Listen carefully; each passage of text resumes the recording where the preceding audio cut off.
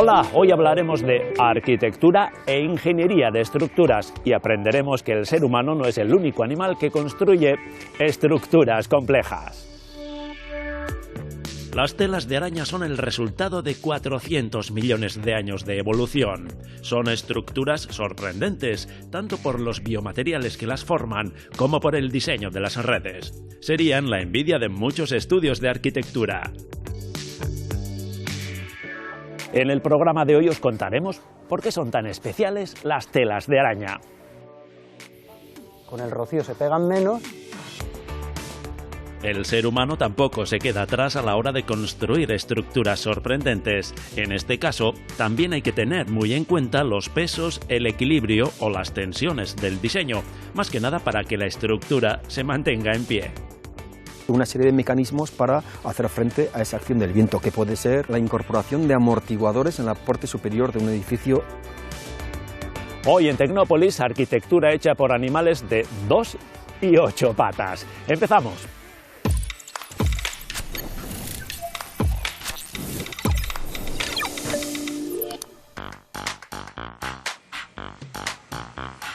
Cuando vemos una telaraña en el balcón de casa, en el desván del caserío o en el retrovisor del coche, la rompemos y la limpiamos sin pensarlo dos veces. Pero si nos pusiéramos en el lugar de la araña, nos daríamos cuenta del trabajo, de la técnica y de la ingeniería que supone construirla y la miraríamos con más respeto.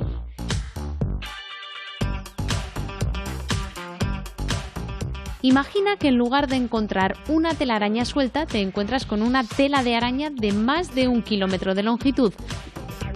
Estas son imágenes de Australia y es un fenómeno que se produce tras los temporales fuertes de lluvia. Las arañas se elevan unos metros del suelo en busca de refugio y crean grandes telarañas para protegerse. Algunas especies de arañas llevan 110 millones de años tejiendo perfectas formas geométricas en sus telarañas, como muestra este fósil de aquella época. Se trata de la telaraña más antigua del mundo, localizada en un yacimiento de Escucha, Teruel. Incluso se pueden ver pequeños insectos atrapados en la telaraña fosilizada. Atención a estas telarañas, no tienen formas muy comunes, ¿verdad? Son parte de una investigación realizada por la NASA en el año 1995. Utilizaron patrones de telarañas comunes para determinar la toxicidad de ciertas sustancias.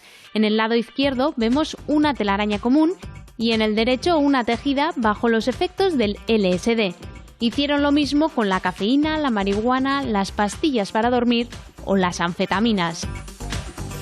Pero la red no es exclusiva de las arañas, también la producen estos gusanos, los onicóforos, y también algunos humanos.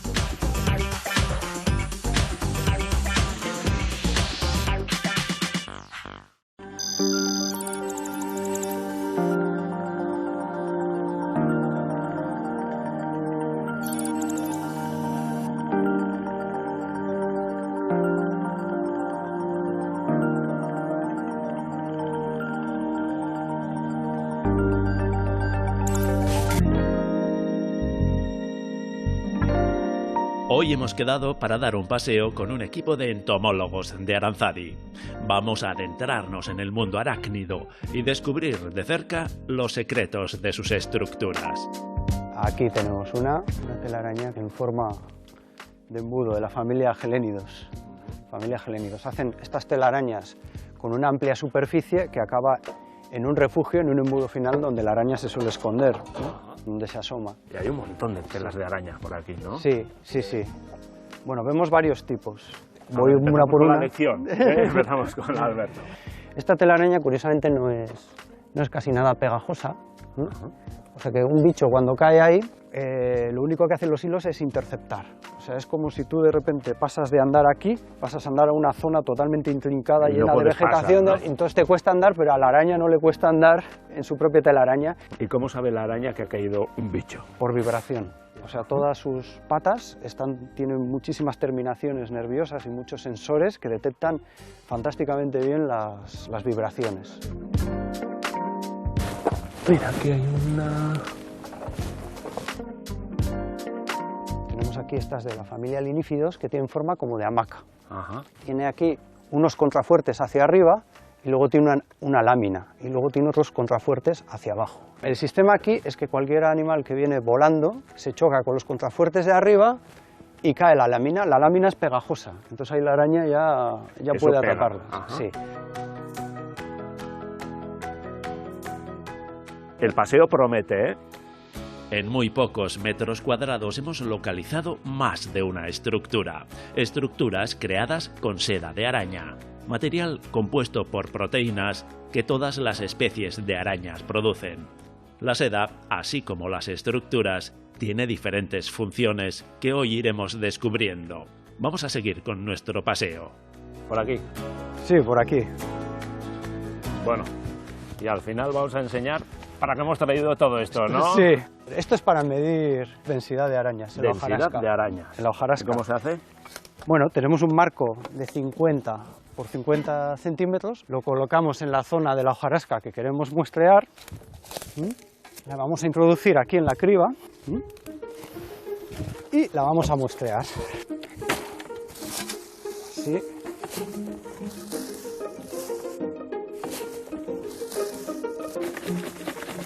Para realizar la técnica de muestreo correctamente, se debe hacer siempre de la misma manera. Deben repetir este movimiento 50 veces. Y claro, ¿cómo capturamos estos bichos? Pues a veces salen correteando ¿Y por eso ahí. qué es? Un aspirador manual. Ahí va.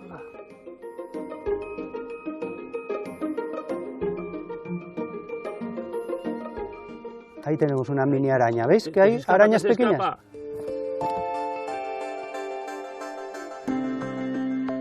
Una vez muestreada esta zona, dejamos a las arañas en su hábitat.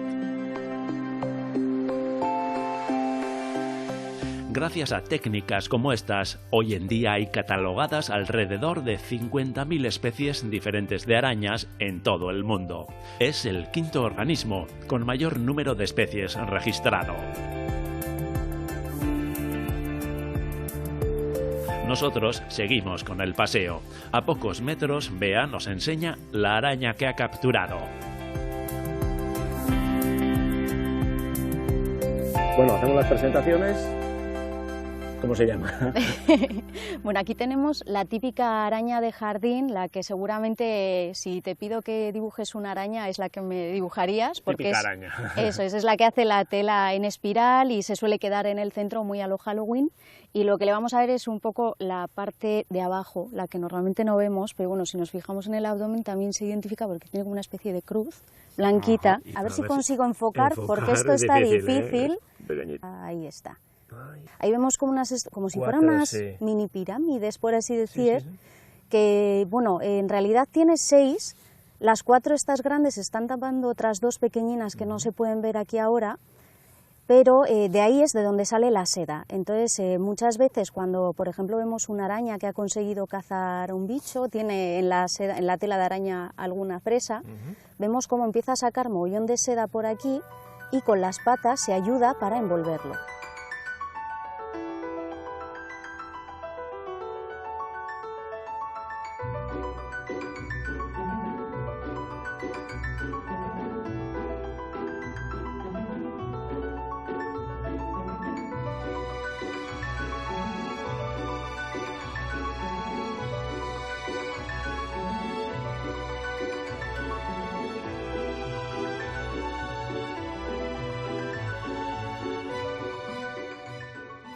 Hoy hemos venido a conocer esas estructuras, maravillosas estructuras, ¿no? Sí. Porque bueno, son funcionales, aplican muchos conocimientos de ingeniería, aunque no sean seres humanos. Bueno, los seres humanos se aprovechan de esos conocimientos, estudian las telarañas para luego solucionar problemas que tenemos, ¿no? ¿Qué clasificación general, así simple, podríamos hacer de las diferentes clases de telas de araña, según su forma? Pues si hablamos de telarañas, o sea, siempre que sea la función de trampa, tenemos desde tubitos de los que salen una serie de radios, ¿no?, para capturar, o esos mismos tubitos enterrados en madrigueras con una tapadera para salir, pero también con radios que salen para avisar de que si se intercepta o no una presa. De los tubos pasamos a los embudos, esas telarañas que hay un embudo donde se refugia la araña, pero luego se extienden como una gran sábana, ¿no? Luego tenemos los que hemos visto en forma de hamaca, que son los que han inspirado el puente colgante, y luego tenemos las que son orbiculares, y se me olvida otra, que son las que son enmarañadas, que son una maraña tridimensional de forma no muy definida. Las orbiculares son las que todos dibujamos, ¿no? La típica espiral, que es vertical, esa es la que típica. parece algo súper simple, pero esconde un montón de ingeniería, ¿no? Exacto, esa es la que más se ha estudiado. Para construirla se utilizan diferentes tipos de hebras de seda, o sea, hay diferentes con diferentes funciones. Bueno, aquí está la seda estructural, no se pega al dedo, habrá también algún radio aquí, pero luego está la seda que se me queda pegada al dedo, como se ve ahí. Evidente. Y algunas sirven de soporte y para dar resistencia a la telaraña y para que no se colapse, y las otras son para captura de insectos, ¿no? Algunas arañas, como esta o la que hemos visto antes con Bea, son capaces de producir hasta 9 tipos diferentes de seda. En Aranzadi conocéis muy bien a las arañas, ¿no? Como veo. Sí, bueno, algo tenemos de conocimiento, si no... Y os gusta divulgar ese conocimiento también. Sí, eso es. Sí, porque muchas veces lo que te decía, si te digo araña, me vas a dibujar solo una especie, pero aquí tenemos 400 y seguimos subiendo especies diferentes de arañas. Vemos un prado, por ejemplo, y no nos imaginamos que pueda haber multitud de arañas diferentes, ¿no? Entonces, también esa cosa al final te llama la curiosidad, ¿no? Entonces, el buscar un poco, el despertar esa curiosidad, el que se quiera buscar conocimiento sobre ellas. Arañas y telas de araña, Sí. divulgar ese conocimiento y más conocimiento es el objetivo del proyecto Escaralimanía. Eso es, un ¿no? poco Que lo trabalenguoso. conocimos el año pasado, ¿no? Sí, eso es. Sí, al final el proyecto es, bueno, el juego de palabras que es, pues, escarabajos, arañas, libélulas y mariposas. Las arañas son uno de los bloques principales del proyecto y, bueno, pues a través de los cursos vamos a tener alguna otra actividad en la que podremos, pues, muestrear arañas, ver qué diferencias tienen unas de otras o cómo diferenciarlas, por ejemplo, un insecto, que muchas veces se le llama insecto y no lo es. Entonces, pues saber qué diferencias tiene, por qué no es un insecto, por ejemplo, ¿no? Este proyecto cuenta con el apoyo de la Fundación Biodiversidad. Las arañas han ido evolucionando durante más de 350 millones de años y los seres humanos llevamos unos años menos estudiándolas, pero con gran interés, como muestra el trabajo que realizan Alberto y Bea. ¿Qué hemos aprendido los seres humanos, ¿no? ¿Qué hemos copiado de esa evolución de 300 y pico millones de años? A ver, para arquitectura se utiliza, ¿no? Para ver cómo se instala todo este entramado, ¿no? Cómo absorbe las resistencias, cómo puede retener peso. Pero también, como es una proteína, se ha visto que es biocompatible y no alérgeno al cuerpo humano, y entonces se utiliza en medicina para hacer implantes, para hacer suturas, como un biomaterial, y que cumplen ahí una función que otros materiales no tienen. Y luego también chalecos antibalas, se están estudiando también las propiedades para ver si se puede hacer ropa. Vemos que las arañas son bioinspiradoras, ya que han inspirado a las personas en la investigación de sus telas y en numerosos inventos como la arquitectura de puentes, suturas medicinales, la cuerda de seguridad de los escaladores y un largo etcétera. Antes de terminar el paseo, descubrimos otro ejemplar. Y aquí Mira, Bea ahí. ha localizado Sí. una araña. Sí, ha localizado, sí, una Pisaura mirabilis o araña norriza. Que tiene La- sus huevos. Sí, es una Que hembra, transporta sus huevos. una hembra que transporta sus huevos, pero ya ha hecho la tela de guardería. Ahí encima se ve que ha pelotonado algunas hierbas. Tela de guardería. Atención al concepto. Sí, porque no es una telaraña para cazar, es una tela para cuando nazcan las crías estén ahí bien protegidas y la madre las custodia. Guau. Terminamos aquí el paseo de hoy, habiendo descubierto una pequeña parte del gran mundo arácnido.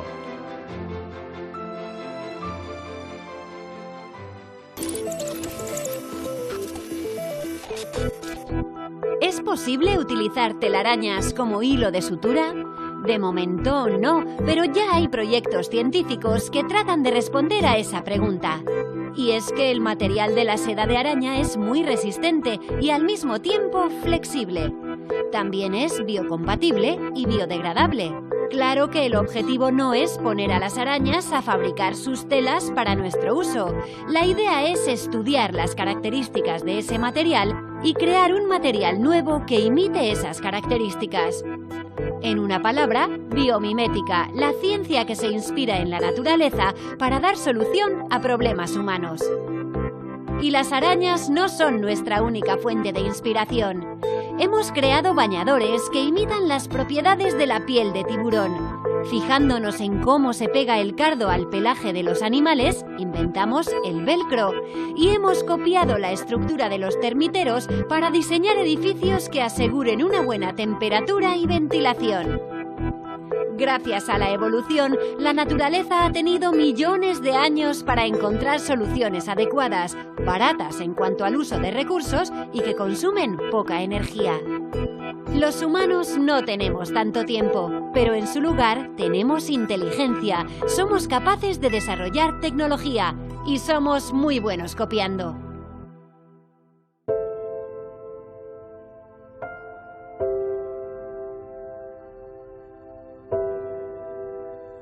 Nidos, hormigueros, madrigueras, telas de araña.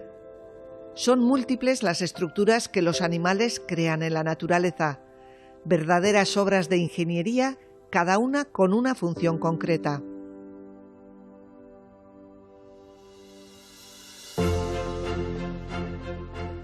También el ser humano ha levantado durante siglos estructuras con formas diversas.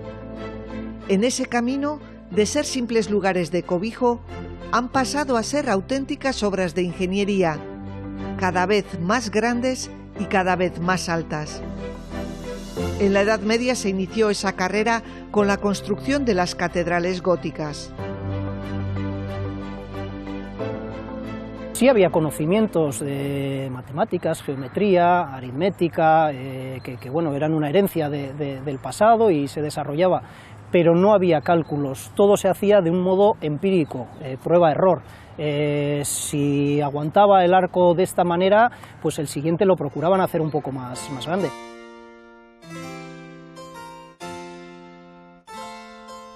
Pero los medios y los conocimientos de los maestros constructores eran limitados.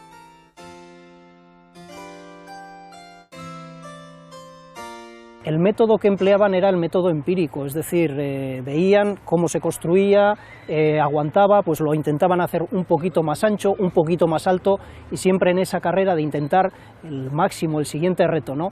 Pero con los materiales que utilizaban y las técnicas y la tecnología que utilizaban, pues se vio que al cabo de 100 años pues había un límite para utilizar ese sistema.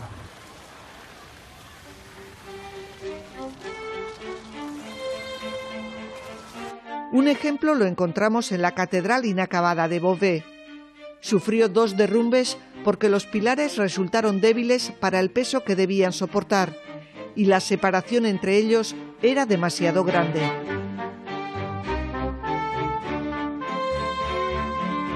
En esa idea de levantar grandes edificaciones, en el Renacimiento volvieron los ojos hacia los clásicos y, pese a utilizar cálculos básicos, copiaron una de sus estructuras más difíciles, la cúpula. El modelo fue el Panteón de Agripa, construido en el siglo II, con un diámetro de 43,3 metros. Los romanos tenían un sistema de construcción muy evolucionado y descubrieron un material fundamental para muchas de sus obras y muchas de esas bóvedas y cúpulas, y es el hormigón romano o el hormigón puzolánico, que les daba una resistencia enorme. El Panteón lo pudieron construir gracias a ese material.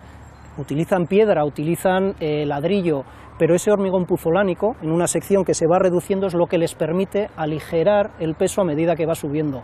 Por eso hoy todavía se mantiene en casi perfecto estado, ¿no?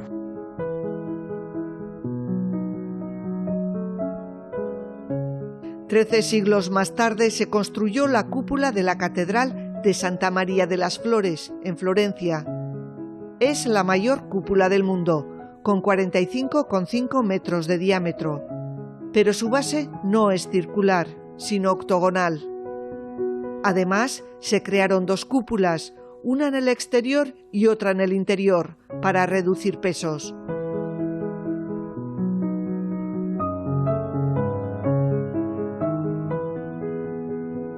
La cúpula de Florencia inspiró a Miguel Ángel para construir la cúpula de San Pedro en el Vaticano, pero esta da problemas. Una cúpula, al fin y al cabo, es un arco con el eje central que gira 360 grados. Pero las tensiones que se producen en un arco, en esos 360 grados, se producen en dos dimensiones, en tres dimensiones, en dos ejes, que son los paralelos y los meridianos. Los paralelos, bueno, son más fáciles de contrarrestar, el problema viene por los meridianos. ¿Por qué? Porque en la zona baja de las cúpulas lo que se produce es la tracción, se abre. Y al construirlo en piedra, el problema es que esa piedra se abre. Por eso las cúpulas son difíciles de calcular o de construir, ¿no? Cuando se construyó San Pedro del Vaticano, allí tuvieron problemas y todavía es una cúpula que le sigue dando problemas. Una de las razones es que tiene un tambor, y ese tambor, más que ayudar, lo que hace es todavía esas tracciones que se generan en la parte baja, pues las potencia o debilita aún más la cúpula, ¿no?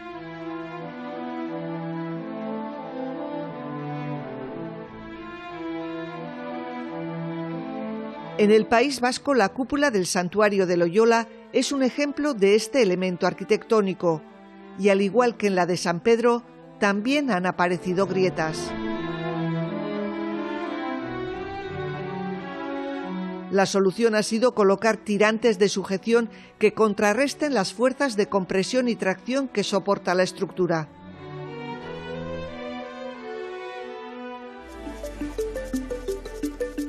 En el siglo XVII se produce una revolución en la arquitectura. Además de conocerse la ley de la gravedad, se utilizan cálculos matemáticos y existe un conocimiento científico de las características de los materiales y del suelo en el que se va a edificar.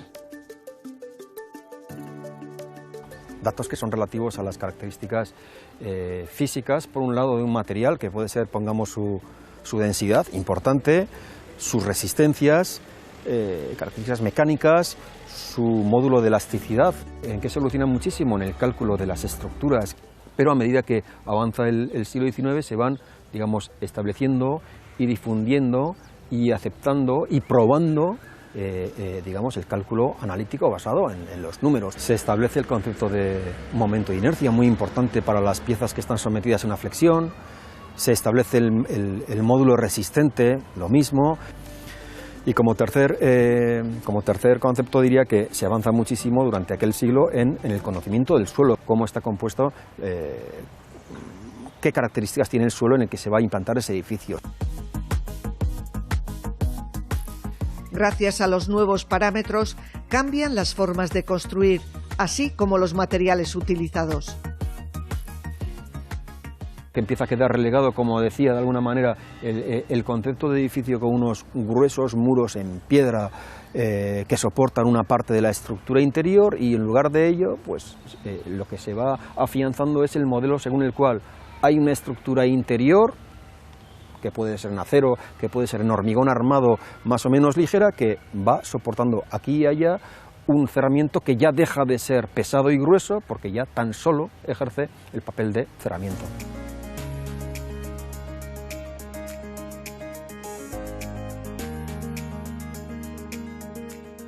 Piso a piso, metro a metro, el edificio más alto del mundo ha llegado a los 828 metros y está proyectada la construcción de uno de 1000 metros. Pero este crecimiento en altura ha traído consigo problemas que ha habido que solventar, como la sobrecarga de la estructura o la acción del viento.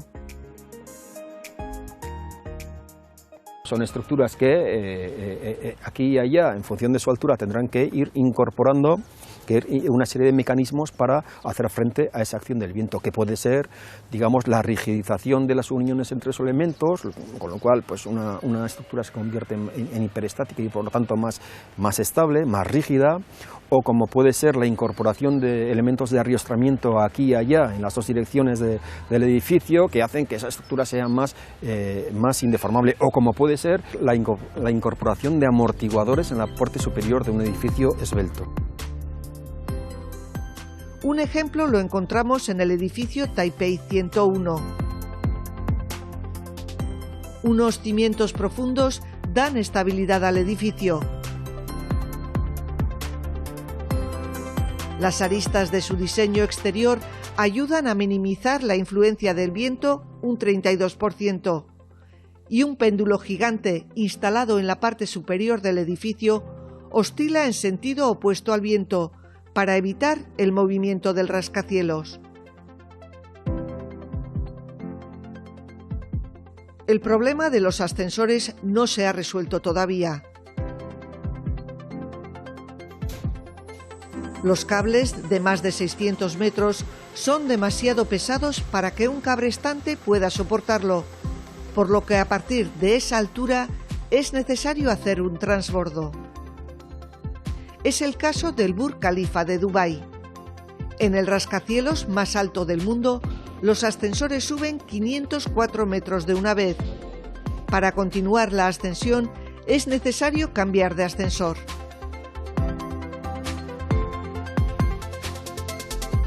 La acción del viento, los límites de los ascensores, la ventilación, la climatización, son problemas que se han resuelto o están camino de hacerlo. En el futuro, otros serán los retos de la arquitectura: la sostenibilidad, la humanización, el acercamiento a la naturaleza, la generalización de las tecnologías, y todo para dar respuesta a la superpoblación y con el objetivo del bienestar de las personas.